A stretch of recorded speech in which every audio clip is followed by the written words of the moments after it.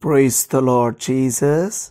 ಪ್ರೀತಿಯುಳ್ಳ ದೇವಜನರೇ, ಈ ವಾಕ್ಯಗಳನ್ನು ಓದುವಂಥವರು, ಕೇಳುವಂಥವರು, ಈ ಮಾತುಗಳಂತೆ ಕೈಕೊಂಡು ನಡೆಯುವಂಥವರು ಧನ್ಯರು.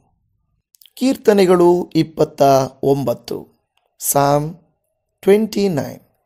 ಮೇಘಮಂಡಲದಲ್ಲಿ ಕಾಣಿಸುವ ಯೆಹೋವನ ಮಹಿಮೆ. ದಾವೀದನ ಕೀರ್ತನೆ. ದೇವದೂತಗಳಿರ ಪರಮ ಪ್ರಭಾವವು ಯೆಹೋವನದೇ, ಯೆಹೋವನದೇ ಎಂದು ಹೇಳಿ ಕೊಂಡಾಡಿರಿ. ಯೆಹೋವನ ನಾಮಕ್ಕೆ ಯೋಗ್ಯವಾದ ಘನವನ್ನು ಸಲ್ಲಿಸಿರಿ. ಪರಿಶುದ್ಧತ್ವವೆಂಬ ಭೂಷಣದೊಡನೆ ಯೆಹೋವನಿಗೆ ಅಡ್ಡ ಬೀಳಿರಿ. ಯೆಹೋವನ ಮಹಾಧ್ವನಿಯು ಮೇಘಮಂಡಲದಲ್ಲಿ ಕೇಳಿಸುತ್ತದೆ. ಪ್ರಭಾವ ಸ್ವರೂಪನಾದ ದೇವರು ಗುಡುಗುತ್ತಾನೆ. ಯೆಹೋವನು ಆಕಾಶದ ಜಲರಾಶಿಗಳ ಮೇಲೆ ಇದ್ದಾನೆ. ಯೆಹೋವನ ಧ್ವನಿಯು ಎಷ್ಟೋ ಬಲವುಳ್ಳದ್ದು, ಎಷ್ಟೋ ಗಂಭೀರವಾದದ್ದು. ಯೆಹೋವನ ಗರ್ಜನೆಗೆ ದೇವದಾರು ವೃಕ್ಷಗಳು ದಡಲ್ಲೆಂದು ಮುರಿದು ಬೀಳುತ್ತವೆ. ಯೆಹೋವನು ಲೆಬನೋನ್ ಪರ್ವತದಲ್ಲಿನ ಮಹಾದೇವದಾರುಗಳನ್ನು ಮುರಿದು ಬಿಡುತ್ತಾನೆ.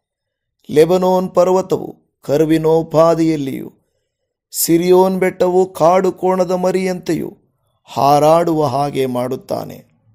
ಯೆಹೋವನ ಗರ್ಜನೆಗೆ ಮಿಂಚುಗಳು ತಳತಳನೆ ಒಳೆಯುತ್ತವೆ. ಯೆಹೋವನ ಗರ್ಜನೆಗೆ ಕಾಡು ಹೊರಳಾಡುತ್ತದೆ. ಕಾದೇಶ್ ಅರಣ್ಯವು ಕಂಪಿಸುತ್ತದೆ. ಯೆಹೋವನ ಗರ್ಜನೆಗೆ ಗರ್ಭದ ಜಿಂಕೆಗಳು ಈಯುತ್ತವೆ. ಕಾಡಿನ ಮರಗಳು ಬರಿದಾಗುತ್ತವೆ. ಆಗ ಆತನು ಮಂದಿರದಲ್ಲಿರುವವರೆಲ್ಲರೂ ಎಷ್ಟೋ ಪ್ರಭಾವ ಎನ್ನುತ್ತಾರೆ. ಯೆಹೋವನು ಜಲಪ್ರಳಯದಲ್ಲಿ ಆಸೀನನಾಗಿದ್ದನು. ಆತನು ಸದಾಕಾಲವು ಅರಸನಾಗಿ ಕೂತಿರುವನು. ಯೆಹೋವನು ತನ್ನ ಜನರಿಗೆ ಬಲವನ್ನು ಅನುಗ್ರಹಿಸುವನು. ಆತನು ತನ್ನ ಪ್ರಜೆಗೆ ಸುಕ್ಷೇಮವನ್ನು ದಯಪಾಲಿಸುವನು. ಆಮೇನ್.